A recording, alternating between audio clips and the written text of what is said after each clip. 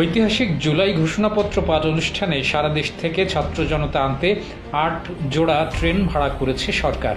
এসব ট্রেনে করে দেশের বিভিন্ন জেলা থেকে ছাত্র জনতাকে ৫ আগস্ট মঙ্গলবার দুপুরে ঢাকায় নিয়ে আসা হবে। আবার কর্মসূচি শেষে এসব ট্রেনে করেই তারা গন্তব্যে ফিরে যেতে পারবেন। কর্মসূচি শেষে রাত ৮টা থেকে ৯টার মধ্যে নির্ধারিত গন্তব্যের দিকে ফিরতি যাত্রা শুরু হবে। ৮ জোড়া ট্রেনের জন্য প্রায় ৩০,৩৬,০০০ টাকা ভাড়া নির্ধারণ করা হয়েছে। ৫ আগস্ট রাজধানীর জাতীয় সংসদের সামনে মানিক মিয়া অ্যাভিনিউয়ে জুলাই ঘোষণাপত্র পাঠ করা হবে। রেলপথ মন্ত্রণালয় জানিয়েছে, জুলাই ঘোষণাপত্র পাঠ অনুষ্ঠানে অংশ নিতে আসা ছাত্র জনতার জন্য ট্রেন ভাড়া করার বিষয়ে রোববার জুলাই গণ অভ্যুত্থান অধিদপ্তর চিঠি দেয় মুক্তিযুদ্ধ বিষয়ক মন্ত্রণালয়কে। RICL TMX, যুগের পর যুগ স্থাপনা থাকে মজবুত।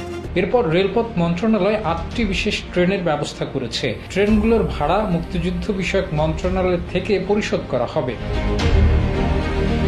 অন্তর্বর্তী সরকার জুলাই ঘোষণাপত্র আনুষ্ঠানিকভাবে প্রকাশ করবে। প্রধান উপদেষ্টা অধ্যাপক ডক্টর মোহাম্মদ ইউনূস ঘোষণাপত্র পাঠ করবেন। অনুষ্ঠানে রাজনৈতিক দলগুলোর নেতা কর্মীরা উপস্থিত থাকবেন।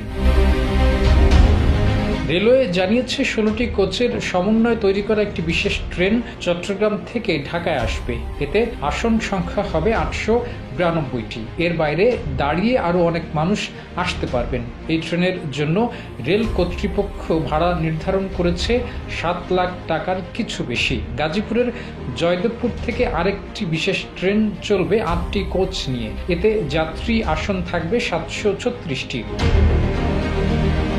রেলওয়ের কর্মকর্তারা জানিয়েছেন, বিশেষ ট্রেনগুলো পরিচালনার জন্য তারা একটি সূচি তৈরি করেছেন। এর মধ্যে রংপুর থেকে আসা ট্রেনটি যাত্রা শুরু করবে কর্মসূচির আগের দিন 4 আগস্ট রাত 11:30টায়। এর বাইরে দূরের গন্তব্য চট্টগ্রাম, সিলেট ও রাজশাহী থেকে 5 আগস্ট ভোরে ট্রেনগুলো ছেড়ে আসবে। এর আগে বিগত আওয়ামী লীগ সরকারের আমলে ক্ষমতাসীন দলটির ঢাকা ও ঢাকার বাইরের সমাবেশগুলোর মানুষ আনতে ট্রেন ভাড়া করা হতো। আওয়ামী লীগ সরকারের পতনের পর জামায়াতে ইসলামী এবং বিএনপির অঙ্গ সংগঠন ছাত্রদল তাদের কর্মসূচিতে লোক আনতে সম্প্রতি নির্ধারিত টাকা দিয়ে ট্রেন ভাড়া করে। 2024 সালের 5 আগস্ট ছাত্র জনতার বিক্ষোভের মুখে আওয়ামী লীগের নেত্রী তৎকালীন প্রধানমন্ত্রী শেখ হাসিনা পদত্যাগ করে ভারতে গিয়ে আশ্রয় নেন। এরপর 8 আগস্ট শপথ নেয় অন্তর্বর্তীকালীন সরকার।